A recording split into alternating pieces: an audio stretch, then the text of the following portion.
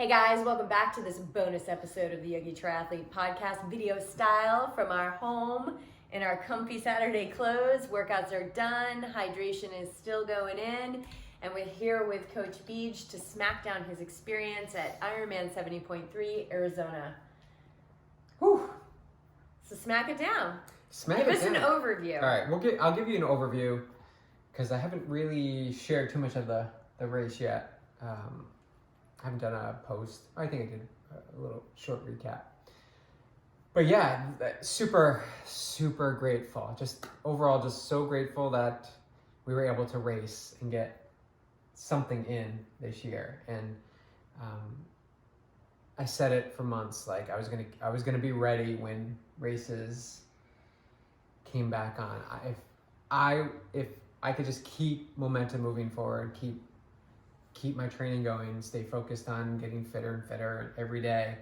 When races came around, I'd be ready. And so this was presented to me. I hadn't signed up for it until a few weeks before. And even then you were like, do it. And I was having a little bit of hesitation. Did I say do it? Yeah. I may have reminded you what you said, that you said you were going to, when the races came back, you were going to be ready. So the races are back. Well, what are you going to do? I'm ready. And really, that's where the rubber hits the road, right? Because let your yes be yes and your no be no. Like, if you desire to have your desires fulfilled, then let your yes be yes and your no be no. And watch the distractions and watch the hesitations and watch the delay. Because if that's the frequency that you're tuned into, that's what you're going to get back. Wise words. So I acted, trained, shifted gears slightly from Ironman training to half Ironman training. So I had a really, really good base and took 5 or 6 weeks of just 70.3 specific training, which was super fun. I don't think I've ever really nailed down half Ironman training this specific before. So that was exciting. It was really exciting. So you took down the training to 70.3 even before you knew you were gonna? No, when I signed up for 70.3, okay, 5 or 6 weeks out, I think it was, I just started to dial in. So what does that look like? What does it look like to go from just these massive like rides and things like that, dial it into 70.3 So it's more, training? it's more specific, it's more speed. More speed work, more intervals that are speedier than they would be at Ironman effort, and really honing in. I feel the biggest difference was in the bike training, like getting in intervals that were more in the 80 to 90% of FTP versus Ironman, which is more like 65 to 75-ish % of your FTP. So really kicking it up, and I think. No, I don't think. I know all the rides that I did, the Henshaw Loop and these long 5 and 6 hour rides just really set me up for a really successful lead into this race. I didn't realize it was that long. Like 5 or 6 weeks.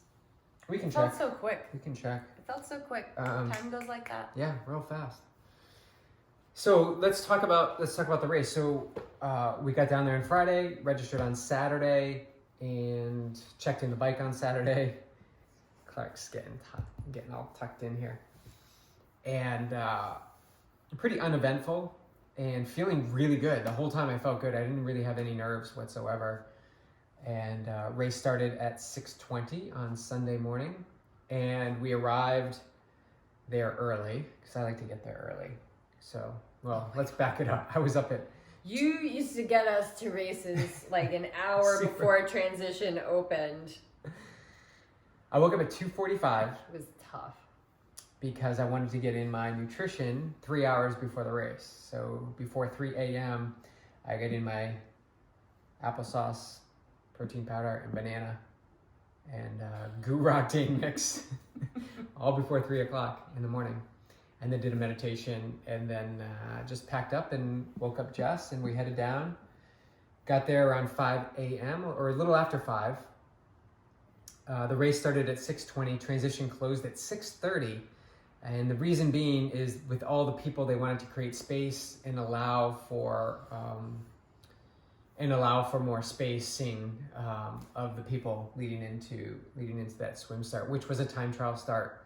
So as soon as we got into transition, I heard over the intercom, if you're a fast swimmer in the 35-minute to under group, we suggest you get down to the swim start, which is a 5-minute walk south along Tempe Town Lake. And in my mind, I cued into that as like, okay, let's not mess around in transition. It's already 6:35 or 5:35. And I know this is early, but I have a feeling they're saying this for a reason. So I got my bike all set up, got all the nutrition done, set up my transition towel. So this was old school setup. There's no bags that they normally give you for bike and run or any special needs or morning clothes bags. There was none of that. It's just old school triathlon. You set up next to your bike, and masks were required in transition. And there were only 4 bikes to a rack. So the people closest were on the other side of the rack, so there was plenty of room. And once I was set up, I went over to see you, and we started. I was like, we gotta walk down there. So I skipped my swim band work that I usually do, and any sort of, warm up run or calisthenics I would do before the swim, and simply just said, let's get down there. So we started walking. And as soon as we got close, there was the barrier for the swim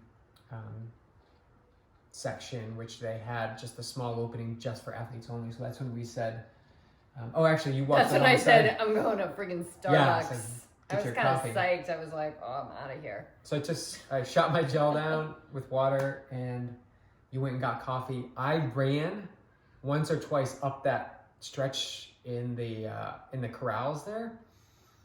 And then I ran back to the start, and there were these pink tape lines every 6 feet right from the start banner of the swim back. And then as it started to hit the corrals where people would be grouped and the signs were up for the swim sections, they went lateral, so really deep and wide, and they were all sectioned off. And I think that's why they moved the swim south. Yes. Because of these fields. Yeah, so if you're familiar with Tempe Town Lake or Ironman, Arizona, it usually happens, I don't even know if it's that north.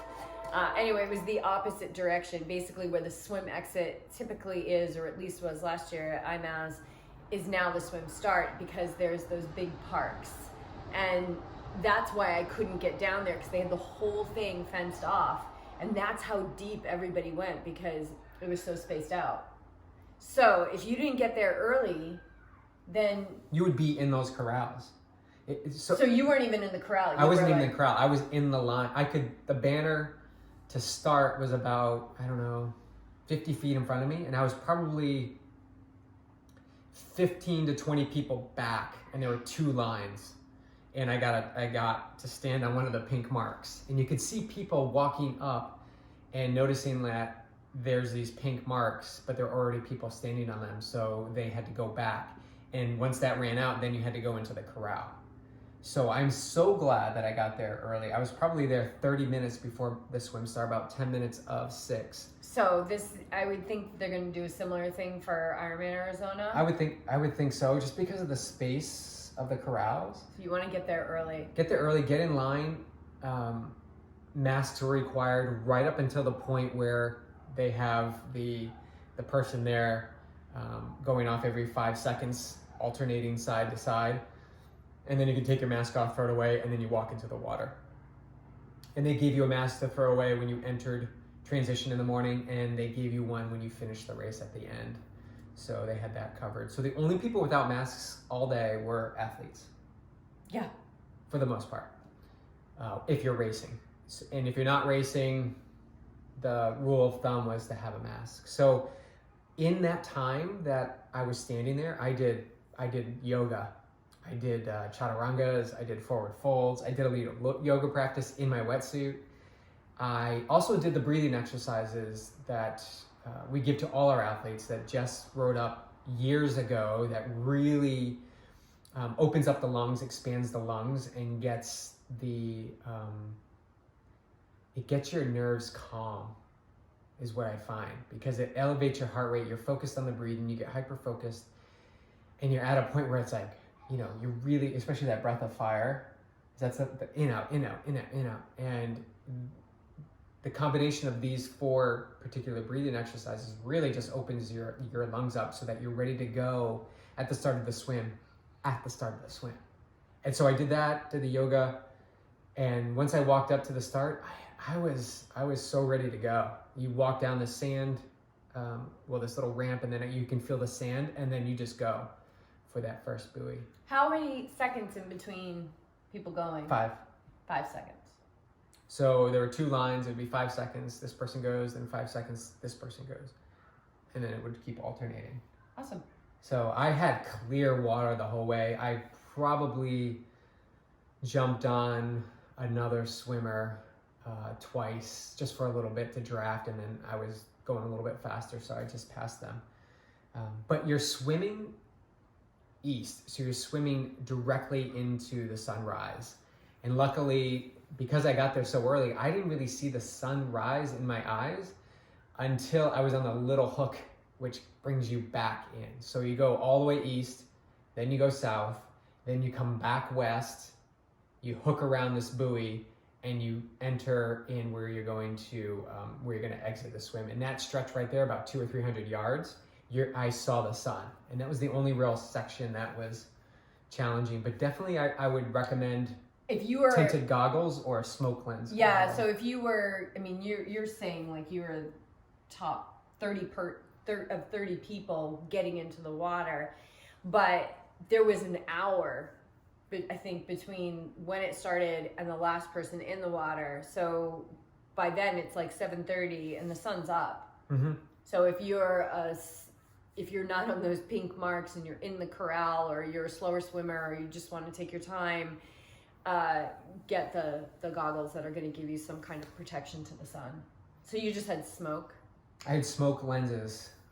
What Speedo goggles Vanquishers, yeah. 2.0s. I love these goggles. I like them too. And they were brand new. What were the ones you used to wear? I hated those Speedo. Goggles. No, they were like rocket sockets. Rocket sockets. I never liked Terrible. those.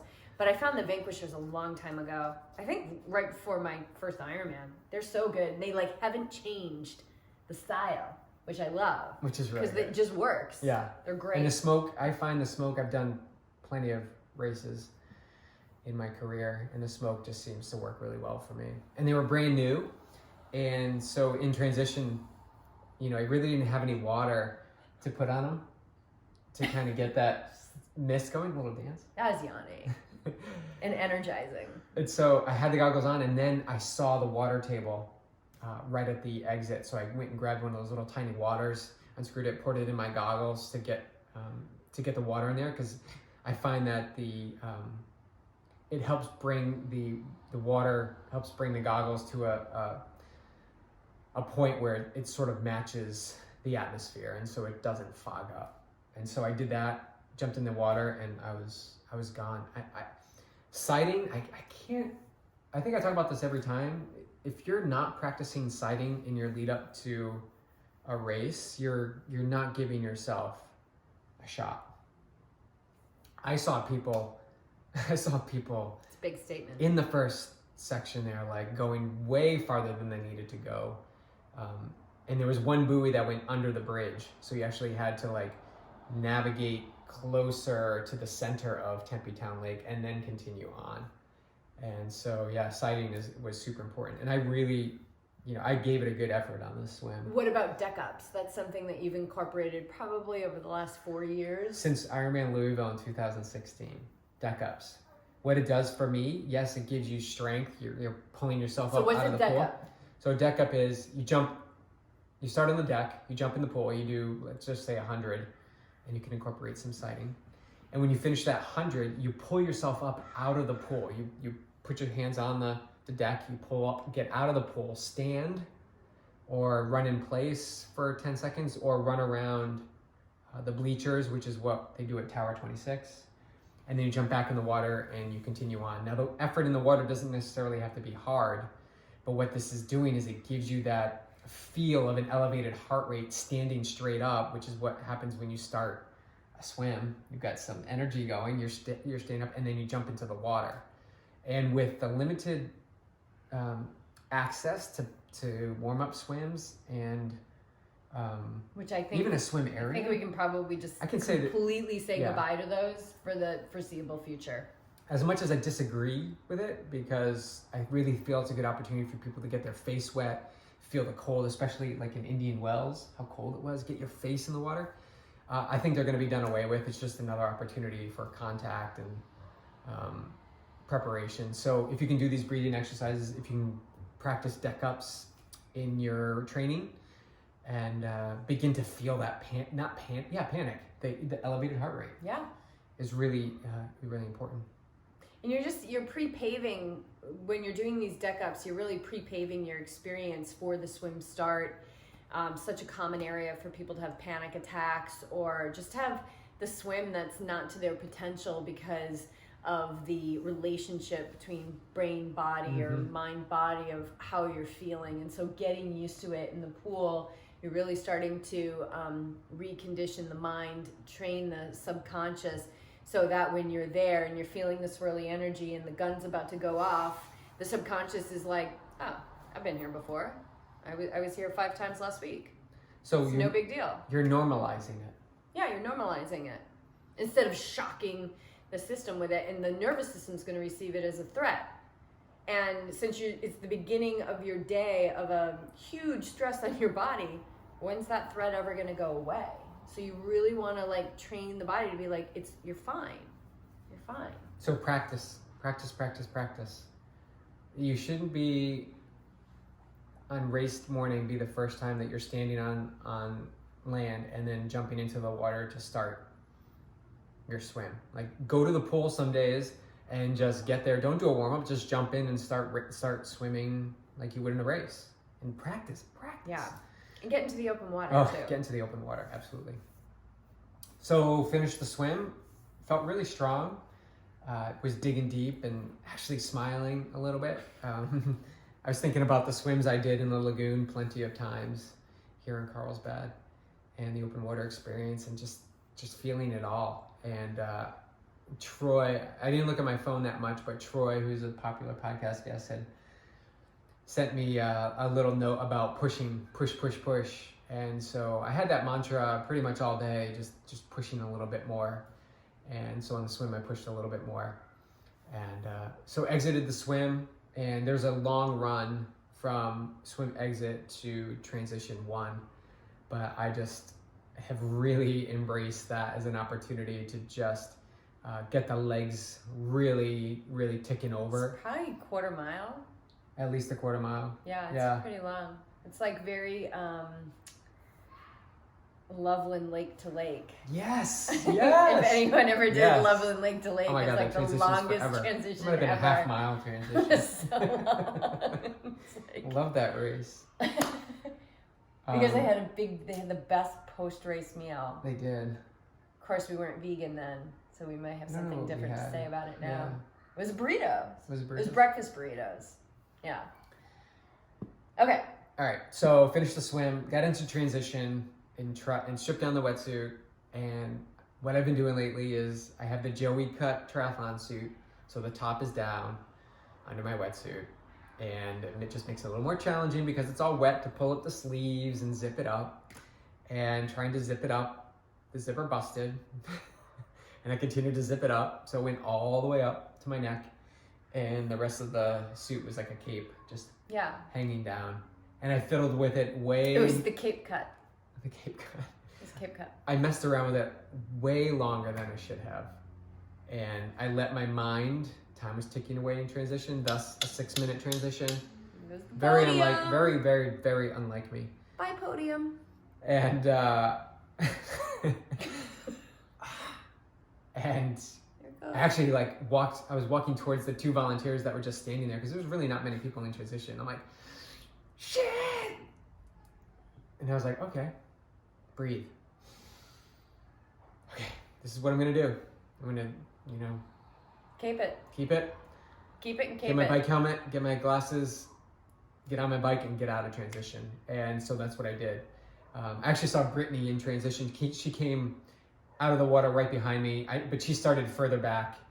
She definitely swam faster than me. Who's Brittany? It's Brittany. Brittany's my training partner. Yeah. Match made in heaven. She finished 3rd overall. And so I was like, oh, I'm going to get the bike with her. But she was long gone by the time I got out on the bike. Because she didn't have She to already had half dress herself. Yeah, she was quick. She got dressed before the race started. Yeah. Brittany! Should have given me that tip. So, the bike was really awesome. It was better than I could have expected. If you look at it on paper, 12 turns, 5 U-turns, because they changed the course the day before the race to add some sort of modification. So 3 loops, you would be like, oh, I'm going to constantly be going and slowing down and going. But I loved it. It broke up a lot of the race, and I found a rhythm to it. Really found a rhythm to it. Eventually caught up to Brittany, which was awesome because we biked together a lot. And then she got a flat, and so I passed her. And then I'm like, it's just going to be a matter of time before she catches me. And then finally she caught up, and then we sort of rode jockeying back and forth for the final lap and a half. But really, really fun course. Really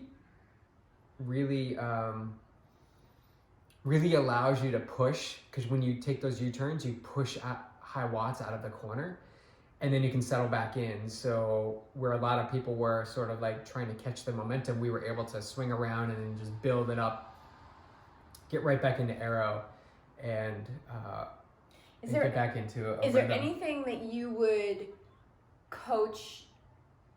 So you've got 2 athletes doing Ironman Arizona, and they're going to have this bike course because there's a bike change. Yeah, the bike right? change for the full a beautiful Ironman. gift for everyone. Yes.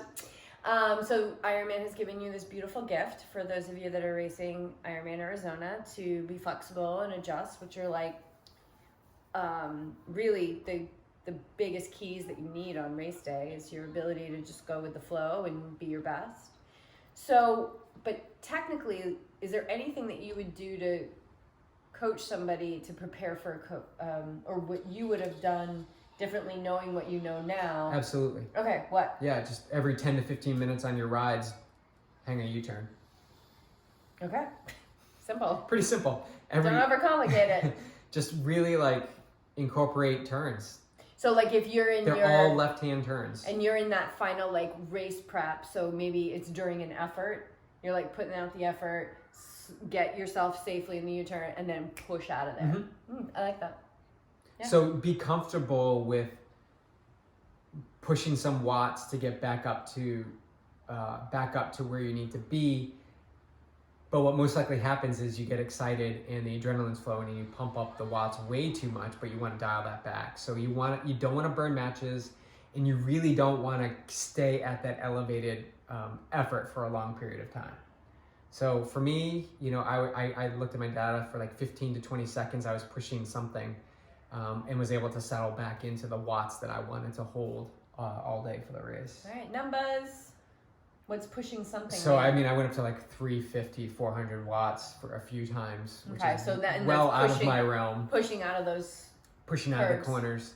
Settling back to, for me, back down to like a 205 to 220 watts is where I wanted to hang in that zone. Cool. And actually ended up averaging a 211, I want to say, which was fine for me. Not fine for me. I should have biked harder.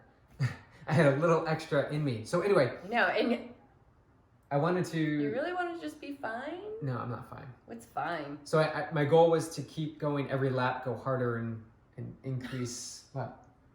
Fine. Yeah, so I didn't want to be fine. What? What's fine?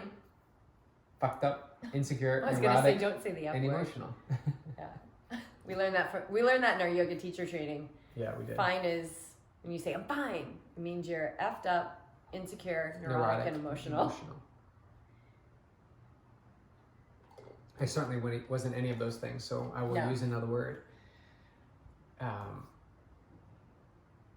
was challenged, and I was up for the challenge. And there's areas I can improve upon.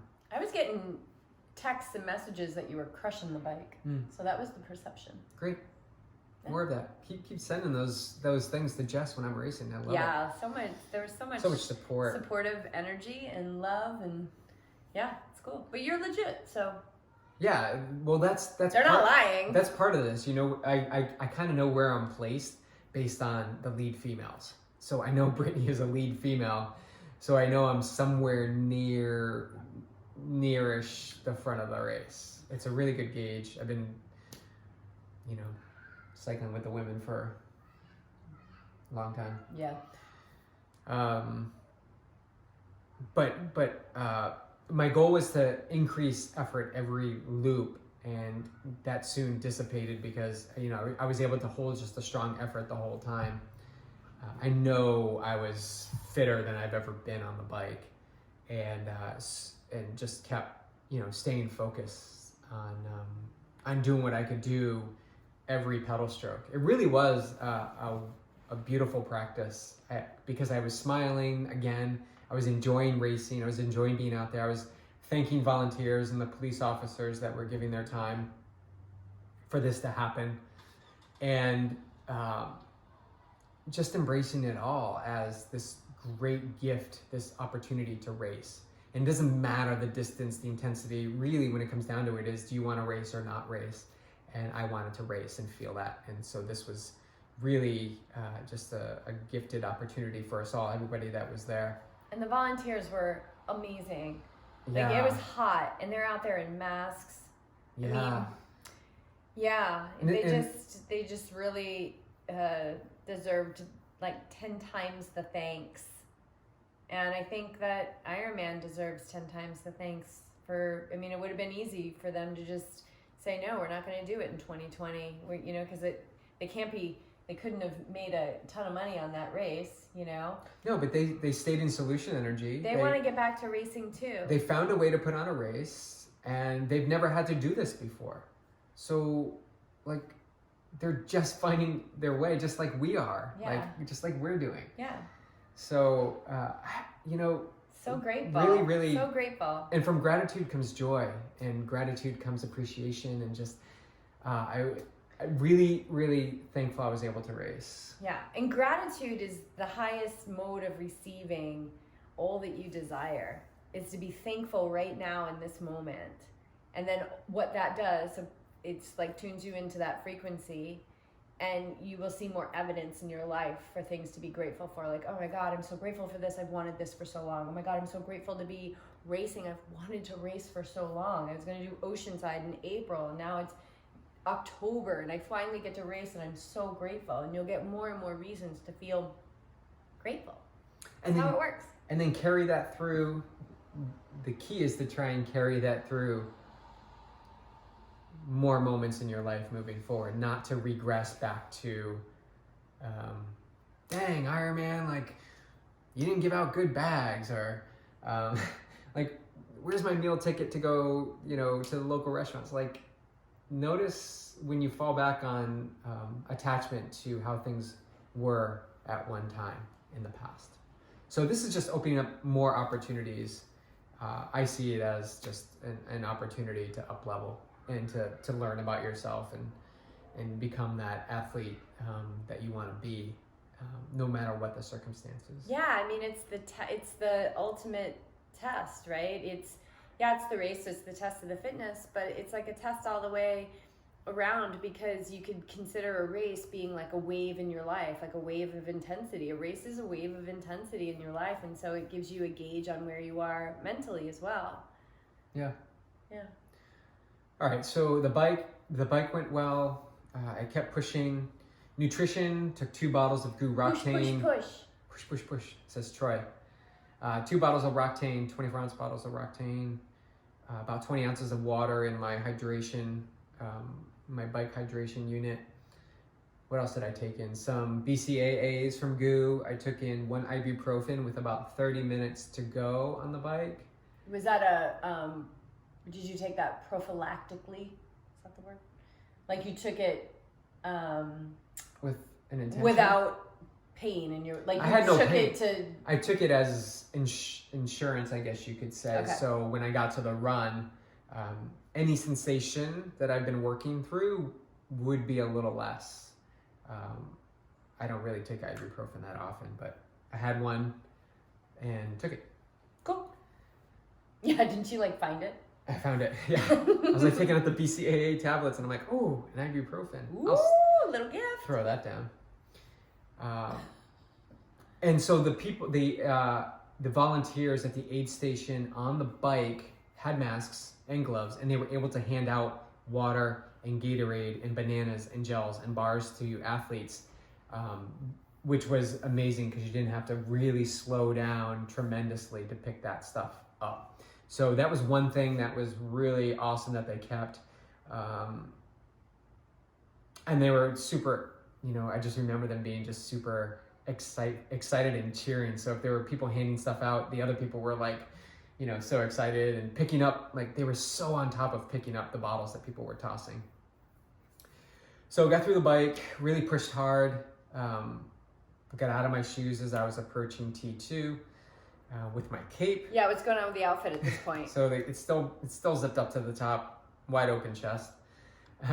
Got into T2 and figured I was going to try and finagle with it just a little bit to see if I could change the situation, knowing that the sun was out and I was going to have this funky tan on my hairy chest.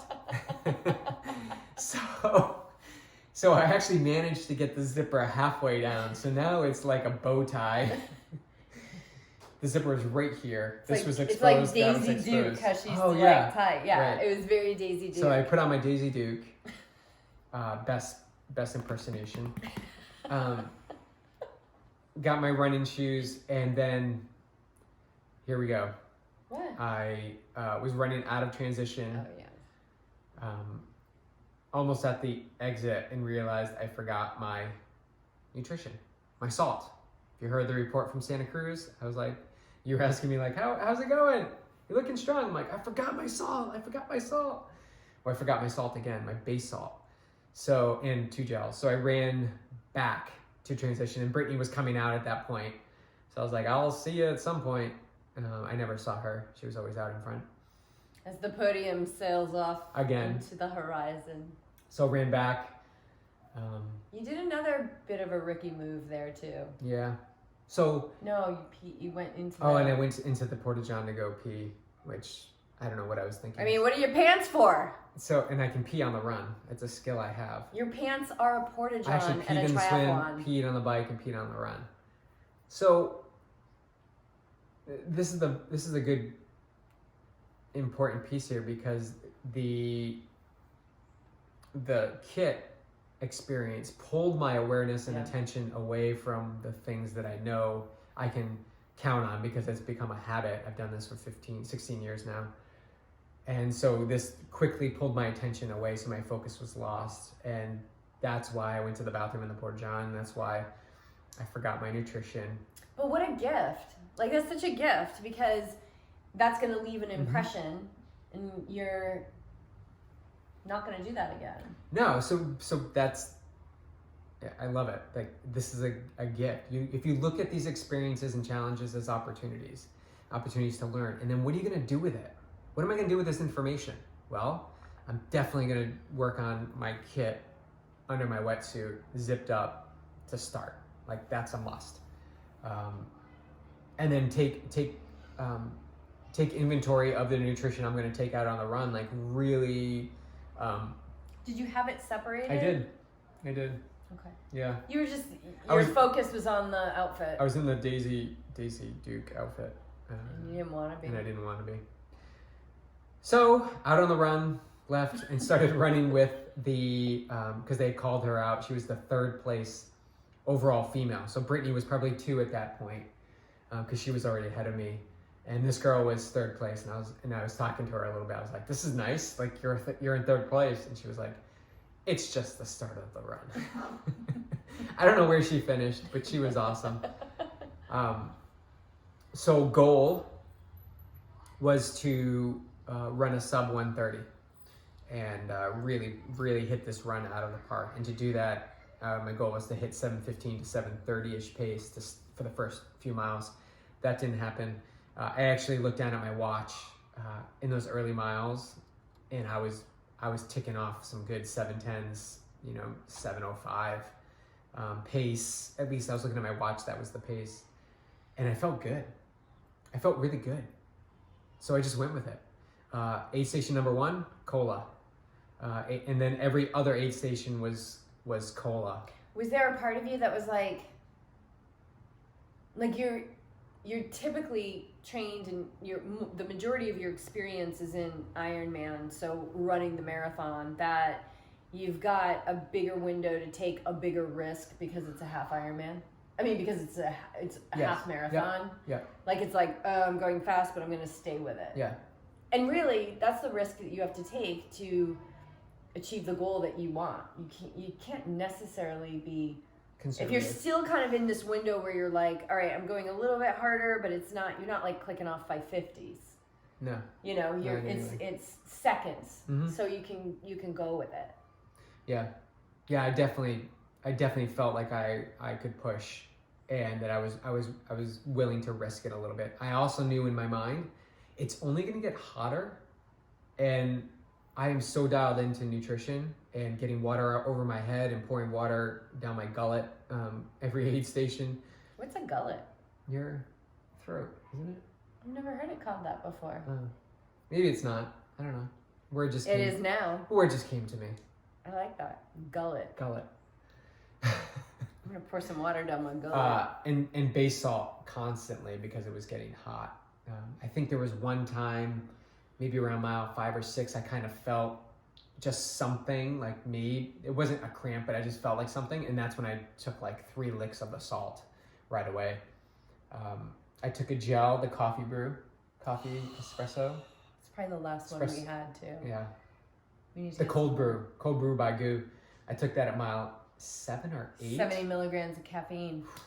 So I'm having cola and Goo and water, and that's all I took on the run. I didn't need much more.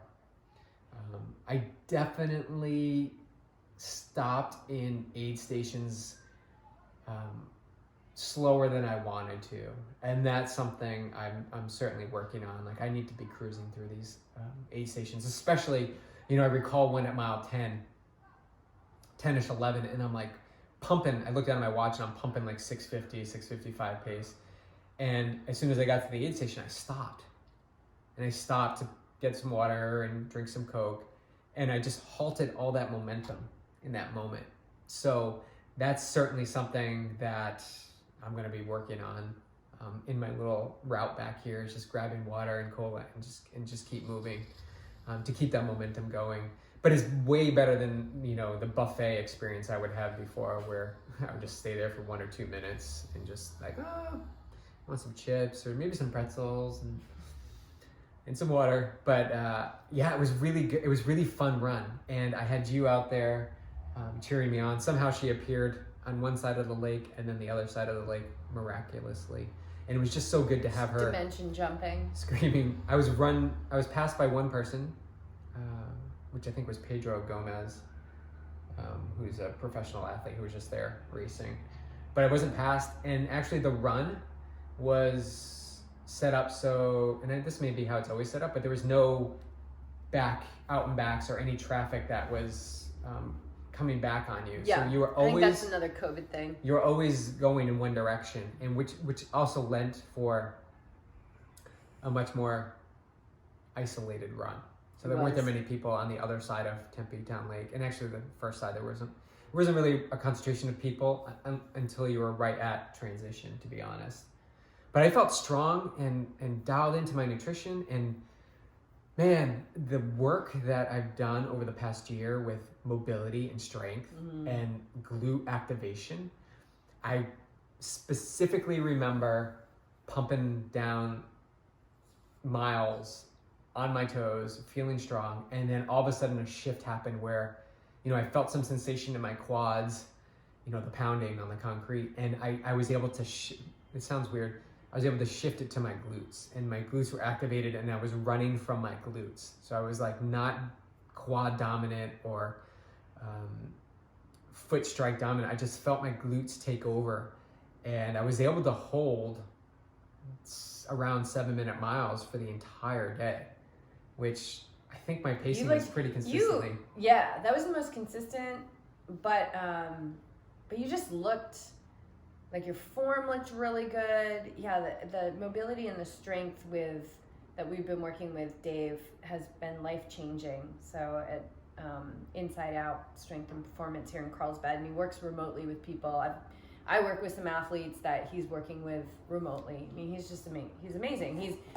He was introduced to me as the strength magician, and I was like, I need some of that. Yeah. But there's no magic. There's you no gotta magic. do the work.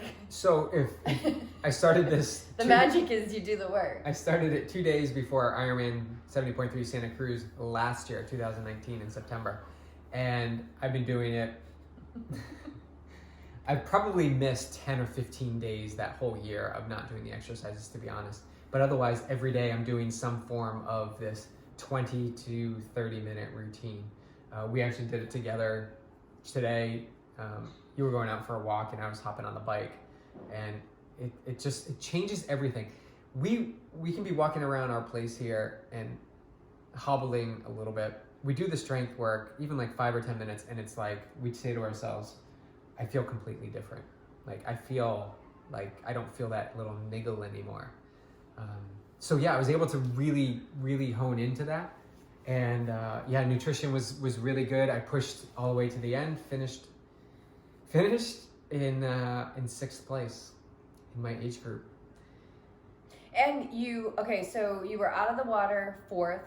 Yep. You were off the bike 9th. Yeah. And you finished in 6th. So it's a nice progression.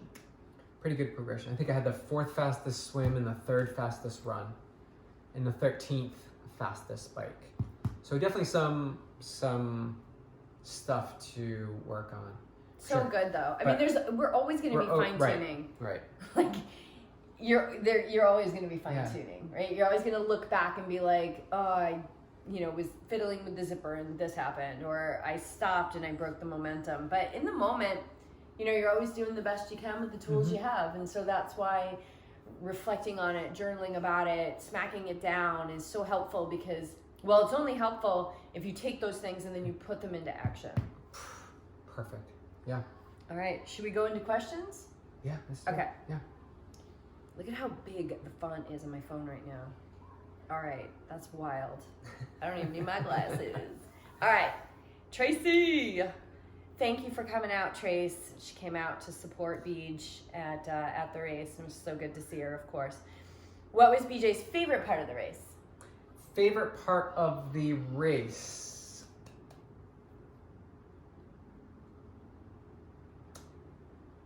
I really liked the swim. I really did. I liked that I had plenty of space. I liked that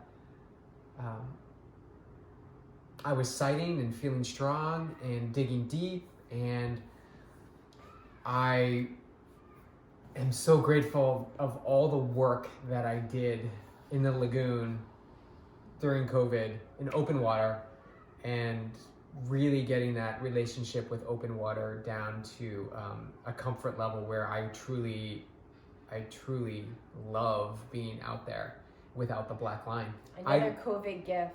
I love sighting. I love throw an orange buoy in front of me and I'll go like as straight as I can to go.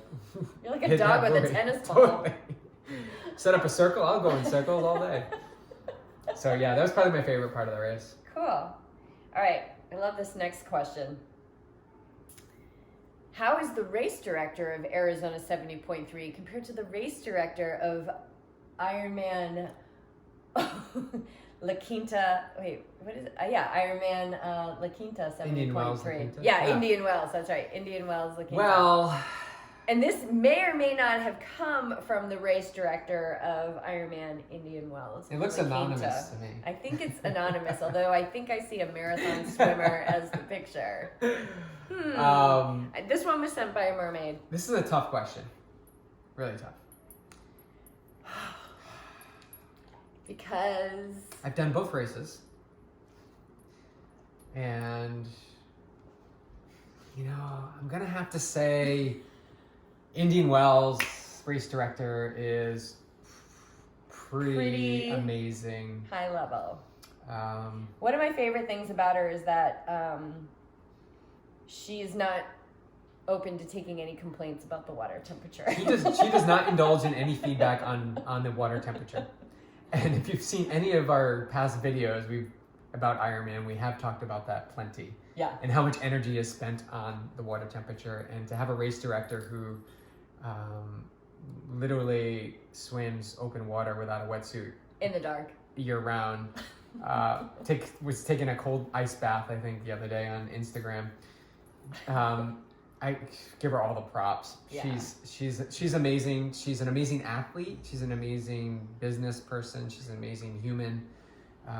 She's been on the podcast, and she's an amazing race director. Like the experience at Indian Wells was awesome. And when she was a volunteer director at Superfrog, we were in charge of the information tent, and she just was like on it. So she loves spring. All right, Sabrina, you get that one. Um, Although I want to give props to the race let's director give some props to at Arizona, because they did it during COVID, and I watched her video. I don't even know who it was.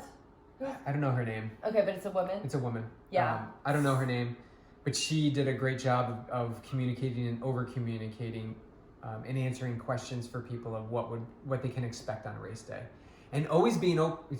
What I liked about her presentation was that although the answers weren't definitive, the answers were, we're going to do the best we can during the race. And they did. And they did. Absolutely. Yeah. Yeah. Okay. Here's a good question. I had a good question, but forgot it. I should have written it down in my journal. So, Daniel, good question. And I'm so glad to hear that you're thinking about writing things down in your journal. So when the question does appear, when the time is right, we'll do a special video for it. We'll do a special video, but just post it in the comments below, and we'll answer it. Yeah. And that goes for anybody who, after watching this, has a question. Yeah. We're open books. Lauren wants to know if anything surprised you. Did anything surprise me? You know, that bike course surprised me. The joy and fun that I had on a bike course that someone would look at, and I saw people look at, that said it would be unfun because of turns and because of road conditions. I'm surprised at how much I really embraced it and had a blast out there. And I'll do that race again for sure. I'll jump on that course. It was awesome. It was so cool. The power out of corners to pick up momentum, because what was also fun was seeing some people out there, whether they were just road cyclists or on relay teams. You can kind of sense who those people are. They were like hammer, like out of the corners, and then they would settle down into a pace that was much less than the pace that I was holding, even though I was like pushing out of that corner too. So it was fun to jockey a little bit, and then it was fun to just kind of like peel away and get dialed in. So yeah, it was awesome. It was super fun. Cool. Yeah. All right, one more question. I think we covered a lot of this, but I think there's a couple things that we can add to it. Was what were the COVID protocols for the race? So talk about the COVID protocols for check-in, like the day before. Yeah, so let's backtrack even to when I signed up. They had, normally you can go register anytime during the day between 8 and 6 p.m. Oh, right. And you could drop off your bike anywhere between 12 and 4. I'm just using those times randomly. Yeah. So what they said is you have to select a time slot, an hour time slot, where you'll go check in, and you will also check your bike in. So that was the first step. And then on race, the day before the race for registration, they had it locked in. There was an entrance, so everybody had to wear a mask. Mm-hmm. They had a QR code that you had to have on your phone or printed out that would get all your information. So all you had to do was show your phone. There was no contact in between. There was one entrance for athletes and one entrance for spectators. And then we could meet up at some point in there. The athlete took their bike. You had to read off these protocols and accept all these 5 or 6 points. And then they would let you go to the next point, where they would give you your information of what number you are. Because you were only given a bib number then. There was no bib numbers before. Then you had to go to the bike valet. So you would drop your bike off at the bike valet. They gave you a number, you rack your bike. And then you're going to go into registration. And in registration, they took your temperature at the very spot where you enter, where the spectator enters and where the athlete enters, right from the street, there was a temperature person there.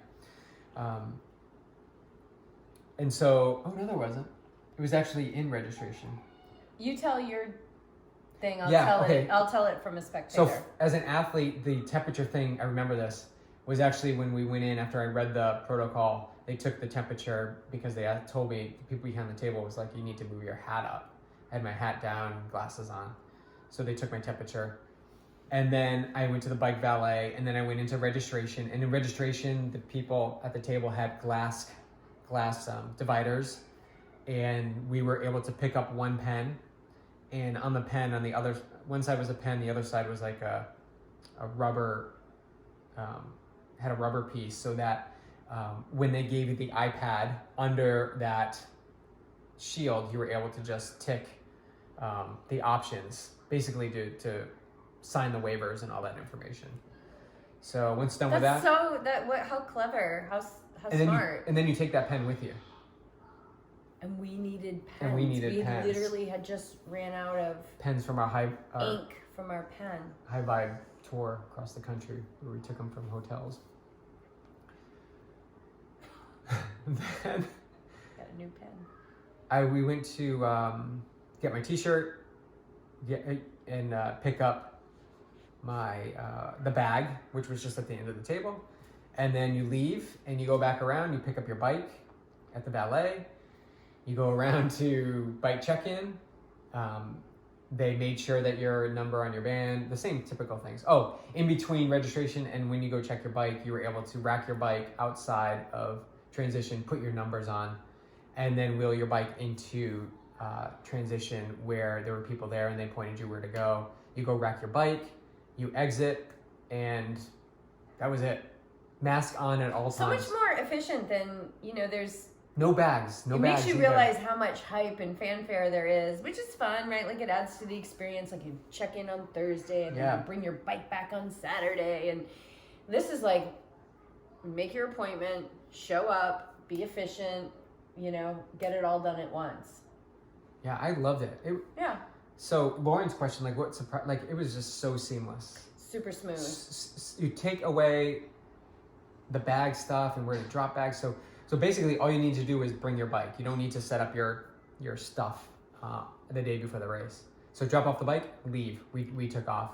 And really, as a spectator that day, there was, like BJ said, athletes went in one way, spectators went in another way. Same thing. I walked up. There was a whole sign about temperature and how you have to say, like, no, I haven't, I attest that I have not experienced any of these things. I haven't been exposed to it, blah, blah, blah.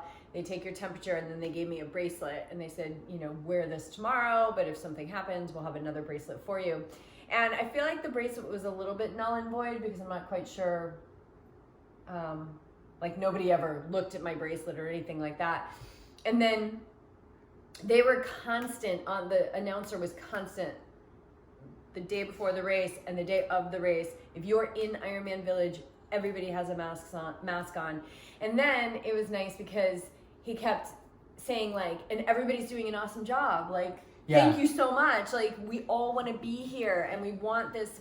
We're really setting a precedent here, and everyone's doing so amazing. And if you're at the finish line and you're not with people at your house, like, spread out and wear your mask and thank you so much. Like, there was so much gratitude coming from Ironman to the people that were there. So I thought that was really cool. But the day of the race, nobody checked my bracelet or anything like that.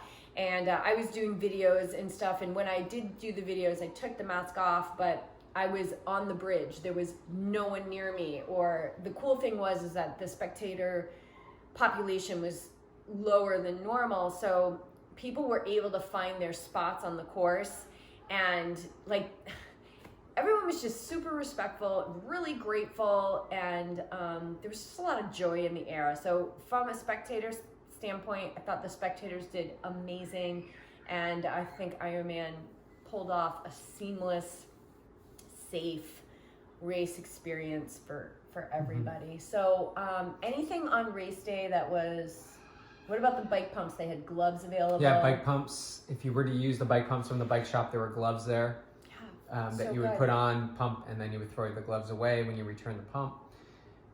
There was at each entrance and exit. This was on the day before the race too, where the sanitation stations where you could squeeze the stuff. And actually, you didn't have to squeeze it with your hand. They set it up for foot pumps. So you would step on it, it would squeeze out the antibacterial stuff, and you could put it on. And they asked that you do it when you entered and when you left. One other thing too was sunscreen. No sunscreen appliers that you normally get at the races. They just had packets of sunscreen on a table that you could take. Same thing with wetsuit strippers. No wetsuit strippers. They just removed all these elements of They contact. took away all the touch points. So they were saying like it's a touchless experience. Yeah. I was thoroughly impressed. It was They did a great for job. someone who I'm a seasoned triathlete now, and so I just want to I kind of want to get in, race and get out. It was really ideal. So the people that showed up were the people who wanted to race, had been waiting to race, which was awesome. Definitely a smaller field, but the people who were there really wanted to be there. And that was really nice. Like from an energy standpoint, that was really nice. Like if it didn't feel right for people, they weren't there, and so that energy of it not feeling right was absent. Mm-hmm. It was so cool. Yeah. So if you got the opportunity to race in 2020, race in 2020. Like if it feels aligned for you, race, because it's a really special experience that hopefully we'll never have again. Like a really, really special experience if you get the honor to race this year. Yeah, highly recommend. And it's the racing. If it feels good. Like if it doesn't feel good, don't go, because you don't want to bring that frequency to it. Yeah, and that's okay. Like Ironman's been allowing you to defer it. They don't have to do that. Like defer your registration to the following year or to another race. Yeah, I think they've been amazing. So it's about race. If it's about racing, then the circumstances that come up shouldn't matter. The change in bike course, the change in bike distance, the way the swim goes, or the protocols that you have to go through. That stuff really doesn't matter. If you want to race.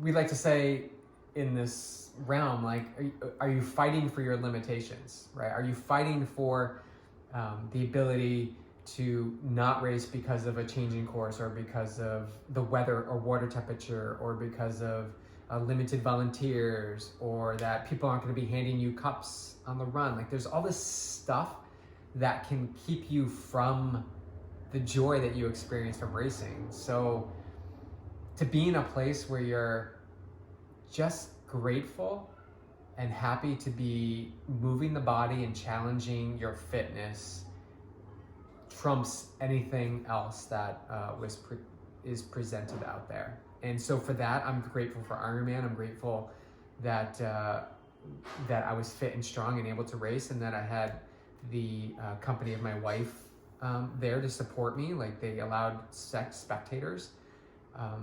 What did you just say? That they allowed spectators. I thought you said sex spectators. No. That they allowed spectators.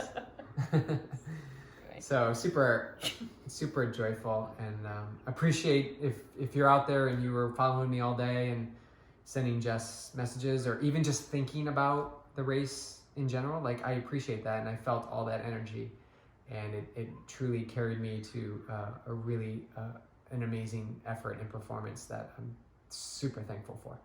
Awesome. All right. Well, thanks for sharing that with me. Yeah. Thanks for sending in your questions, you guys. If there's anything lingering, if there's any way that we can support you and helping the alignment, if you're like, I want to get back to racing, but I've just got this imbalanced feeling over here. Like, how can we support you? Let's get back to racing. Let's do more of what we love, and change the frequency of this world.